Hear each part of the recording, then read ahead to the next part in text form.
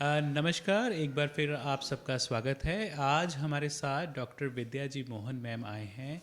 Specially आए हैं ये केरला से। ये एचओडी हैं अहिल्या आयुर्वेदिक मेडिकल कॉलेज केरला में, और ये इन्होंने शल्य चिकित्सा में महारत हासिल करी है। और आज जो इनका टॉपिक है वो है व्रण चिकित्सा। तो आज हम इनसे व्रण चिकित्सा के बारे में ज्ञान लेंगे। मैम, सबसे पहले तो आपका स्वागत है। और थैंक यू कैसे सर। हैं आप?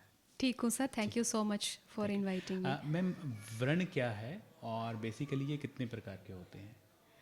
व्रण का मतलब होता है कि सर क्लासिकल रेफरेंस में व्रणयति इति व्रणः, मतलब हमारे स्किन और एनी कवरिंग एपिथेलियम जो है उसका कंटिन्यूटी अगर डिसरप्ट होते हैं तो उसको अपन व्रण कहते मेडिकल लैंग्वेज में व्रण बोलते हैं जी। हैं, लेकिन सिंपली बोलेंगे तो हमारा वुंड्स किसी भी कारण से पैथोलॉजिकल हो या फिर कोई ट्रॉमा से काटपीट हो के जो हो उसको अपन व्रण बोलते हैं। जी और उसको ट्रीटमेंट इलाज करने के अपन व्रण चिकित्सा बोलते हैं। जी। और मैम, इसके टाइप्स? टाइप्स भी डिफरेंट क्लासिफिकेशन है हमें, लेकिन फिर भी हमारे प्रैक्टिकल एस्पेक्ट में देखें तो सिंपली एक अच्छा क्लासिफिकेशन है शुद्ध व्रण और दुष्ट व्रण, दुष्ट मतलब clinical point of view clinic से पॉइंट देखें तो। जी। अदरवाइज अकॉर्डिंग सुश्रुत ने तो दोष का इन्वॉल्वमेंट के हिसाब से उसको 15 टाइप्स बोला है, मतलब जी वातज पित्तज कफज और उसका सभी कॉम्बिनेशंस जी। इंक्लूडिंग सन्निपातन। सन्निपातज, जी ऐसा हमें टोटली देखे तो, और शुद्ध भी होते हैं तो टोटल 15 टाइप्स उसका बनता। फिर वो क्यों क्यों होते हैं, एक्सटर्नल ट्रॉमा से होते हैं कि दोषा दोषा से विशेषण जी। से होते हैं, उस हिसाब से देखें तो निज व्रण आगंद व्रण जी ऐसा भी है। जी या फिर स्टेज वाइज अपन बोलते हैं तो उसको शुद्ध व्रण, दुष्ट व्रण, रूह्यमान व्रण, सम्यक रूढ़ व्रण, ऐसा मतलब डिफरेंट डिफरेंट क्लासिफिकेशन है व्रण का। जी। मैम, मैम, व्रण का शोधन और रोपण कितना महत्व रखता है? वो एक सबसे अच्छा क्वेश्चन है, क्योंकि शोधन और रोपण का डिफरेंस अपन को समझना चाहिए। क्योंकि एक अल्सर देखे तो हमारा मन में यही आता है कि इसको हील करना हील है, करना जी। तो मतलब रोपण करना है।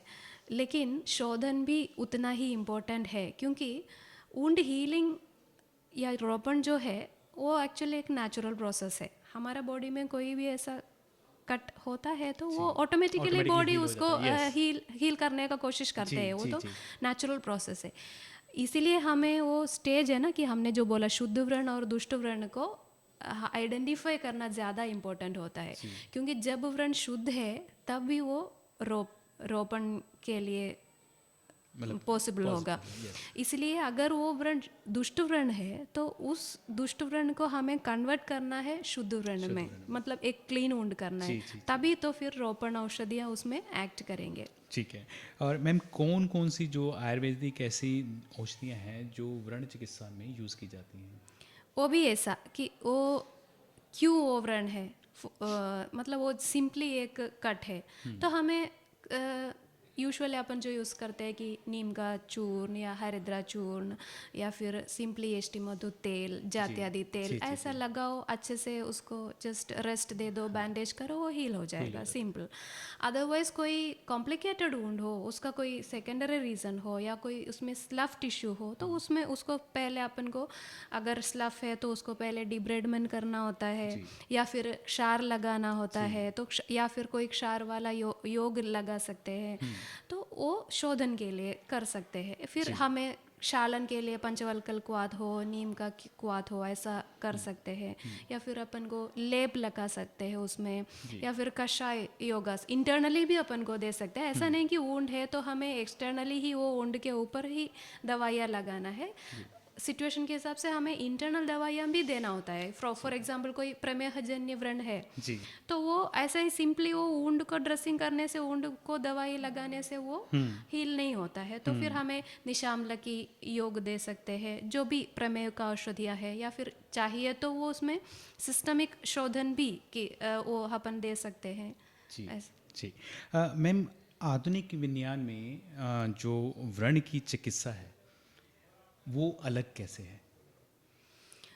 वो हमारे कॉन्सेप्ट के हिसाब से अपन ने जो बोला ना क्लासिफिकेशन बोला तो भी कि हमारा दोष वाइज भी हमारा क्लासिफिकेशन है जी, जी। और स्टेज वाइज भी हमारा क्लासिफिकेशन है और हमारा कॉन्सेप्ट भी अलग है। हमारा कॉन्सेप्ट एक हॉलिस्टिक कॉन्सेप्ट होता है, लेकिन मॉडर्न में जनरली बोलो तो बेसिक वुंड हीलिंग का कॉन्सेप्ट इतना ही होता है कि एंटीबायोटिक दे दो, कोई दवाई या बीटाडिन जैसा कुछ लगा दो उसको, जी, जी, जी।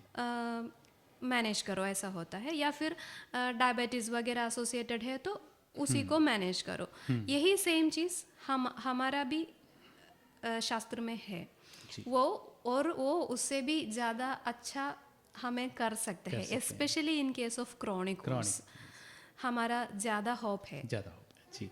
मैम, कटु, तिक्त और कषाय जो द्रव्य हैं उनका व्रण चिकित्सा में क्या महत्व है?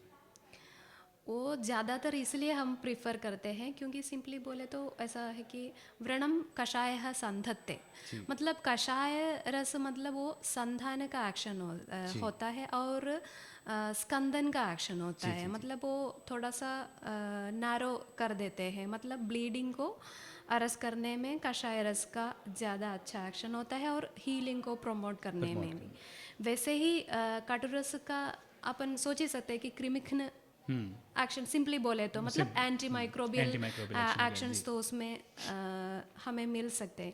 वैसे ही ये कषाय का तिक्त रस का हीलिंग एक्शंस हमें ज़्यादा मिल सकते हैं। जी मैम। और मैडम, जो व्रण शोधन हेतु जो प्रयुक्त प्रसिद्ध योग जो हैं वो कौन कौन से हैं?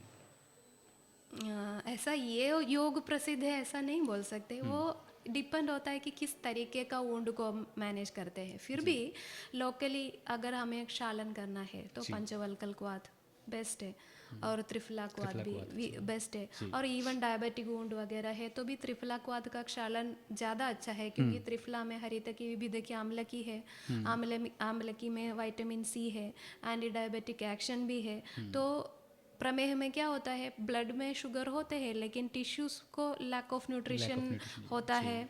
तो मॉडर्न में भी वो लोग इंसुलिन डालते हैं, ऐसा सब व्रण में भी करते हैं, तो हमें ये एक बेस्ट ऑप्शन है। इवन ऑरल अल्सर्स जो होते हैं वो उसमें भी एक्चुअली त्रिफला गार्गल देते हैं तो अच्छा है।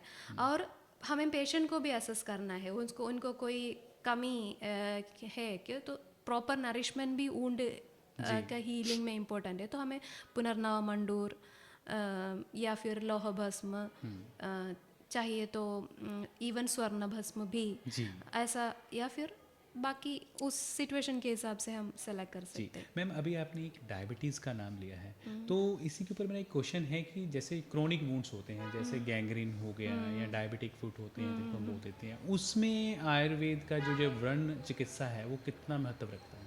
उसी में ही एक्चुअली ज़्यादातर हमारा शास्त्र का महत्व है क्योंकि उस ऐसे फॉर एग्जांपल डायबिटिक वुंड ही ले लीजिए तो फिर अपन दोनों एंगल से सोच के काम करते हैं, मतलब वुंड को भी और डायबिटीज़ को भी। ऐसा नहीं कि हमें वुंड का मैनेजमेंट करना है तो सिर्फ वुंड का ही करो, डायबिटीज़ का भी मैनेजमेंट साथ में करो, प्रमेह का औषधियाँ भी ले लो और वुंड का स्टेज को असेस करके अगर पॉसिबल है तो ज़रूरत है तो एक शोधन भी प्लान करो।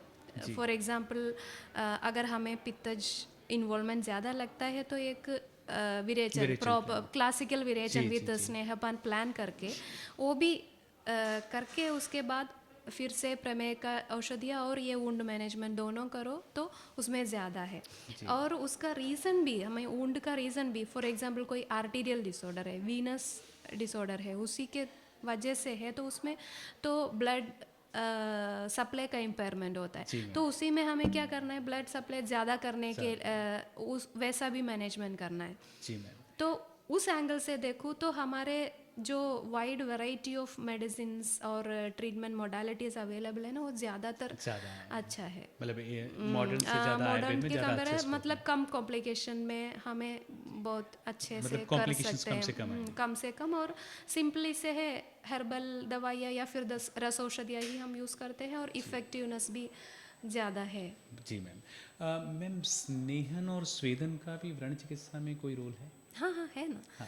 वो भी दोनों, मतलब अगर हम शोधन प्लान करते हैं तो स्नेहन स्वेदन उस मतलब आभ्यंतर होता है, मतलब स्नेहपान दे दो उसके बाद स्वेदन तो आप जानते ही ऐसा दे दो, फिर वो शोधन के लिए करो।